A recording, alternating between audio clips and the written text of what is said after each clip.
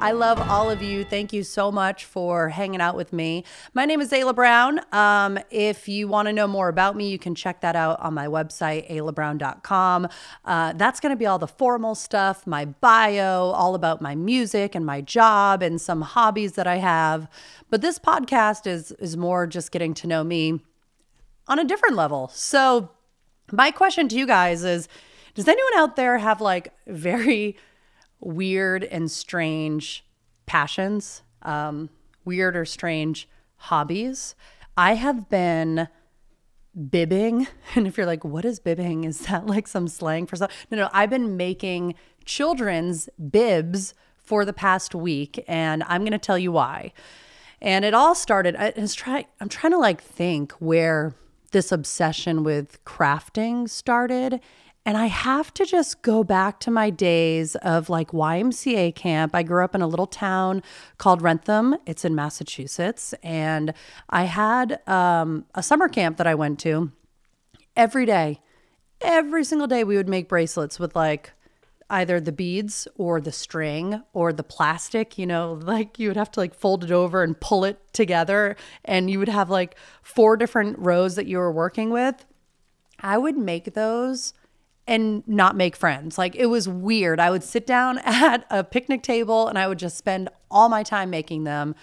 And then I started like finding an interest in sewing. My mom, she would bring me to this place called the Mill Store, and it was in Franklin in Massachusetts. And it was like gorgeous. It was this old mill building, and you would walk in and it would just be fabrics that you've never seen in a store before. And this was before big box stores were like really a thing. You couldn't just go into a Walmart and buy fabric back in the early 90s, right? So you would go to stores that only sold fabrics and you'd walk around. And I remember being there with my little sister, and we would just like go row to row and look at the fabrics with the curtains, and then look at the soft fleece fabrics. And I would always in my mind just wonder what it would be like to learn how to sew. And my mom would take us there, truthfully, I think to just like get the energy out, because we were wild and there was not much to do, especially if it was like bad weather. You didn't like go to an amusement park. We grew up in Rentham, right? So you would go to the next town over. Franklin was the big town. And if you weren't shopping, you were learning things like fabric. So that's what we did to spend a lot of time. And sometimes my mom would get fabric and bring it home. And I honestly don't know what she did with it. I don't remember her really like making her own curtains or tablecloths, but I do remember that she taught me how to make pillowcases and pillows. And I thought, oh my gosh, I'm making my own pillow. And then when I was in 3rd grade, we did, oh my God, I remember this. I have to see if I can find a picture or the actual stuffed animal sometime. But we did a project in school about dinosaurs. And I will never forget going to the fabric store and getting this white fabric and this gold button. And my mom taught me how to sew this stuffed animal dinosaur for a dinosaur project. And we took that little gold button and we sewed it right on its eyes. And it was this Stegosaurus. I'll never forget it. Stegosaurus. And she taught me like stitch by stitch, line by line, taught me how to go onto a sewing machine and like sew it all by myself. And here I am in 2nd grade, like learning how to do something like that. And my friend Megan, by the way, she took professional sewing lessons from an actual professional and was like making skirts. So I always had competition and I was like, I really, really want to learn how to do that. And so I made this dinosaur, brought it into school. I thought it was the coolest project ever. I think I got an A on it. But it started my love for crafting and for sewing. And after that, I was more interested in it and I wanted to learn how to sew other things. So when I was in, I think it was middle school, my mom, once again, she's always been like the inspiration of my sewing obsession, but she and I made our first t-shirt quilt. And we took all of these old t-shirts that I had like collected from basketball and just random events that I had been, a participant in, from summer camps to basketball to road races. And we cut them all up into squares and we sewed them all together, and we ended up sewing it onto this already existing blanket and putting this beautiful lace around it. And at the time, it was a lot of work and it took a ton of time. But I remember looking at that and being like, oh my gosh, this is beautiful. I can't believe I just did a t-shirt quilt. And it was the first of many t-shirt quilts. I made so many t-shirt quilts for myself, for my mom, for my dad, for my grandma, for people that are just like, hey, I saw your pictures of t-shirt quilts online. Can you make me one? And now I'm thinking like, okay, do I charge people for them? And then I started calculating how much time it takes me to make a dang t-shirt quilt. And so I was like, all right, $20 an hour. It probably takes me like 8 or 9 hours. That's a couple $100. I think it's worth it. And I started selling them to people. I've probably made like 4 or 5 for other people besides my family. And you know what? It takes so long, but I love every second of it. So I stopped making t-shirt quilts, I think. I mean, if anyone wants one, obviously let me know. I might be able to hook you up. But it turned into just me loving to craft. I've done ceramics. I've knitted. I've learned how to knit. I've knit people's scarves. And it's funny because as I like sit and ponder, like, why am I into this? Obviously, a huge influence is my mom. She got me into sewing. But it's not just my mom. Like, my dad knows how to sew. My dad's grandmother taught him how to sew. And when we were younger and we would have like a ripped armpit in a shirt, sometimes if mom wasn't around, we would go right to dad and say, hey, dad, can you help sew this? And you, absolutely, I got you. So it's definitely something that I learned just from the people around me, which I'm very grateful for. But like, as I think about my life and my lifestyle and my personality, like I'm very go all the time. And I've felt like in my upbringing, I've always had a lot of energy. And I think as I'm older, I kind of would call that more anxieties. I didn't know that at the time. I was just, I have so much energy. I need to do something with it. And my parents would say, get outside and go play, or go play basketball. Or now I don't go outside and play. I don't do basketball anymore. But like my mind still goes there. And I don't know if you're the same way, but like I need to be doing something with my hands and with my mind to just kind of settle it down. And I've learned that some of these crafting things are really good with that.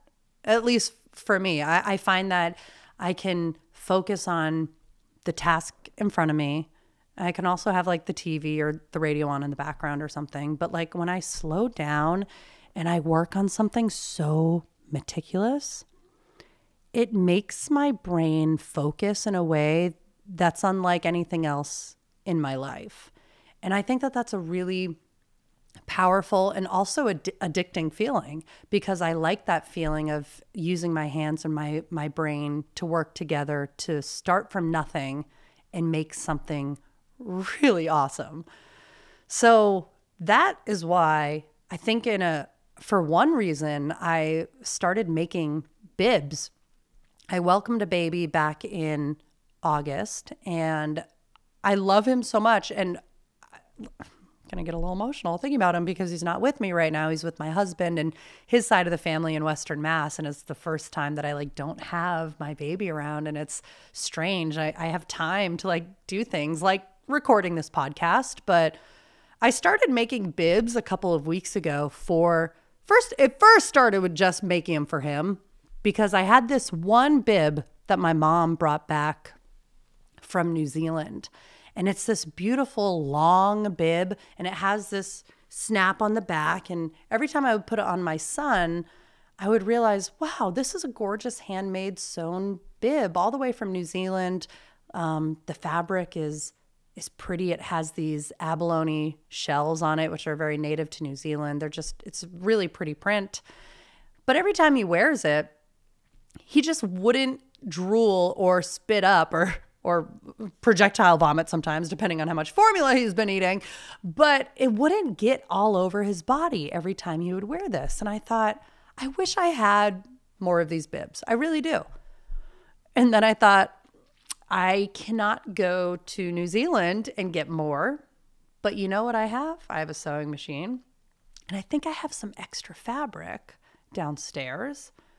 And might as well get it. I don't know. Let's just make a couple and see how it goes. And I did. I made a couple. I took my scissors and I first took my pen and I traced out the old bib that from New Zealand that I was working off of. And then I took my scissors and I cut it out. And then I did it to another piece of fabric and brought it over to the sewing machine and sewed it together, flipped it through like a pillowcase, re-sewed the end of it, and went and got some clasps and buttoned it up. And I put it on my son. And I had that feeling of accomplishment. I don't know what it is. It's almost like writing a song when you don't know what you're going to write about, and all of a sudden 3 hours later you have a song that you've written. To me, it was that same feeling of accomplishment, of pride, of creativity, where I started with nothing and now I have a bib that's around my baby's neck that's working, that looks adorable. And every time I look at it, I say to myself, I made that for him. So I made a couple more and a couple more, and I thought to myself, man, I need to give these away to someone. So I mailed a few to family members who also have babies and a couple friends who just delivered babies. And I thought, oh, maybe they'll like them. And it was a surprise. They opened it up in the mail and they're like, what the heck? You made bibs? I love it. Oh, my baby loves it. And I thought, this is why I'm doing it. This is why I love making things, because of the smiles that it brought to people's faces. So then I put it out to you guys. And a part of me is like, oh my gosh, why did I do that? But the other part of me is like, thank goodness I did. I put it up on Instagram and Facebook and I said, listen, I love making these bibs. If anyone else wants to buy one, they're $15. Venmo me. I'm going to make one for you. And then I'm going to donate one on your behalf. So I had a bunch of different groups reach out to me saying, oh my gosh, thank you. If you could send us however many bibs you want. We make baskets for new moms in domestic domestic violence shelters. Whatever you can make, we'll take. And then I had some more emotional messages from people that I wasn't expecting to like break down and almost cry about. But I got 2 specific messages from parents of children with special needs. And both of them said, I'm so grateful you're doing something like this. My son or my daughter has special needs and they drool, and they don't have custom bibs that are long like the ones you're making. Could they be a recipient for your donated bibs? And I remember screenshotting these messages and like sharing them with my husband and being like, this is like, it's just great. But like, this is why I'm doing it. It's cool to make money. Most of that is just to pay me for the materials that I've obviously like bought a lot of now, because Hobby Lobby and freaking what's it called, Joann Fabrics has seen more of me than I think my own husband sometimes. But it's not about that. It was about messages like that and how much they meant to me. So I'm going to show you guys a couple of the bibs that I'm donating to people that I've made before I send them out into the mail. And I just like, I think they're so pretty. There's something about them that just warms my heart. But If you're not watching this podcast and you're listening, I'm holding up a bib right now, and this one has a bunch of different funky prints from flowers to mushrooms and butterflies, and it's green and colorful. And then on the back, it has more of like an absorbent fabric, so when they do spit up or drool, it's easier to wipe. And then I have this one that I'm so connected to because this is what started it all. This is another one that I'm donating. And this was a print that my mom brought back from Samoa when my dad was the U.S. ambassador to New Zealand and Samoa and the Cook Islands. They went over there, and my mom, this was before the bib obsession, but she thought of me knowing that I love fabric, and she brought back about a yard, maybe a yard and a half of this fabric. And she said, if you ever think of something cool to do with it, feel free. And so I've made a few bibs with this print, and it's a very island floral, but also some like very tribal imaging in here as well. So I just really love that one. I made a bunch of llama prints because I saw this fabric at Hobby Lobby, and I just thought, okay, who doesn't need cute little dancing llamas in their life? So there's that one. I have a nautical print because we do live in Massachusetts and New England, and there's a lot of ocean around us. And this has for sure been probably the #1 requested bib. Who would have thought? I made a Christmas one because, I mean, I have so much Christmas print. I don't know what to do with it. So maybe I'll make more of these. But lo and behold, moral of the story is I get into weird craft phases. I don't know how long something like this is going to last. But if anyone out there knows the feeling of starting something from scratch and finishing it, whether it be baking a pie or doing a work project on a PowerPoint to knitting a scarf or making bibs, writing a song, there's something so gratifying about it. And I really do. Like, I applaud everyone who started with a passion and ended up making it into a business. I'm not going to be making it into any sort of business. I'm really happy with the direction it's going right now because I've been spending like hours and hours and hours doing these bibs every day. I'm talking like at least 3 hours a day. I'm bibbing. But to take that and make it into a small business for others is just very admirable. And I think it's really cool. So if there's anyone out there that's listening or watching and you're thinking, I want to start something like that, or I have started something like that. I have done a hobby and made it into a job. I have a passion that I want to do and I want to get better at it. I highly encourage you to start. All it takes is starting and having fun with it because you never know where it's going to lead. And at the end of the day, it might not lead to anything except your personal gratification. It might just lead to your mind relaxing and being able to calm it down if you're an anxious person like I can be sometimes. Or it could be the next best and biggest business, and it could be featured in, I don't know, some sort of magazine someday. You don't know. So if you have a passion, always go for it. All right, I want to answer some questions that you guys have written in. I have an Instagram page at Ayla Brown Official. You can always follow me there and ask me anything you want, including this one. Hello, any hospital bag recommendations? I'm due in a few weeks. Eek! First of all, congratulations. I remember what it's like, my husband and I packing our hospital bag. Moral of the story, they tell you not to bring too much. We didn't listen to that. We brought 5 bags. One of them was just a bag full of snacks. A part of me was like, do we need the snack bag? Yeah. There was one time I remember being in like not labor where I was pushing, but the waiting game. And all of a sudden I was like getting starving. I was like, where's the bag of pretzels that I packed? And had we not packed a snack bag, I would have been so emaciated. I may not have survived. So I would say bring whatever you want, but there are also some essentials. Definitely bring your car seat. They're not going to let you leave the hospital without it. Bring a change of clothes. Bring some very comfy I actually got them custom made on Etsy, but you can find them at Target too. You can find them anywhere, but there are these button down, really comfy PJs that button all the way down. One piece, don't get the two piece, one piece only. It's amazing because the second you are able to hold your baby for the first time, you're going to want them on your chest, but it's also going to be kind of cold. So what I did is I unbuttoned a few buttons and I put him right on my chest, and I was doing just skin to skin with him. And then I would button him up.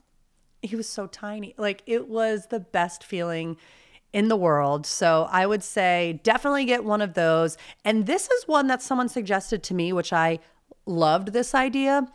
If you are laboring and you have plans to labor in the water or in the shower, tell your husband to also pack swimming trunks, because chances are you might want him to hold your hand, to rub your back, to just be in the bathroom area with you. And it's way more comfortable for him as well to be in shorts, bathing suit shorts, especially in case like nurses walk in or something. You don't want him to be naked. He doesn't want to be in jeans or sweatpants. So you should have him bring swim trunks. I would say that is the most random part, but I don't know. Besides that, I do have a list of things. If you want to know, just reach out to me at Ayla Brown Official, and I will send you this link that I made of all of the hospital essentials. Thank you so much for the question, and I'll answer more during the next episode of Talk It Down with Ayla Brown.